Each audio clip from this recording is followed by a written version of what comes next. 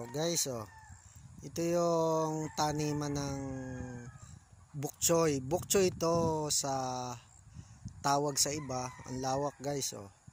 Yung dito sa probinsya namin, ang tawag dito ay singkang.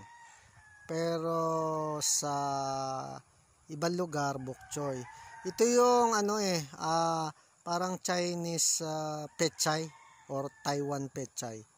Ang lawak guys. Ayun, merong isang manggagawa doon. Ayan, nag-aano siya, naglilipat nung mga medyo sobrang siksikan. Kita nyo guys. Ang ganda ng taniman. Hindi pa siya hindi pa siya istakan ng tubig kasi nakatagilid. Ayun. Ang ganda guys. Dami. Isang jeep to pagka ito inani. Napakadami guys. Mula sa tanimang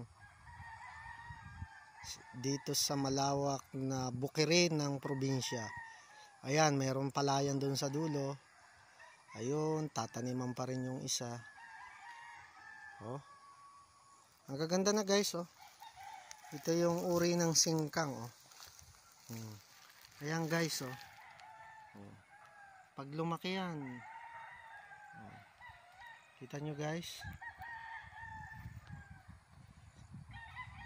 Sige guys. Ang dami. Bye bye.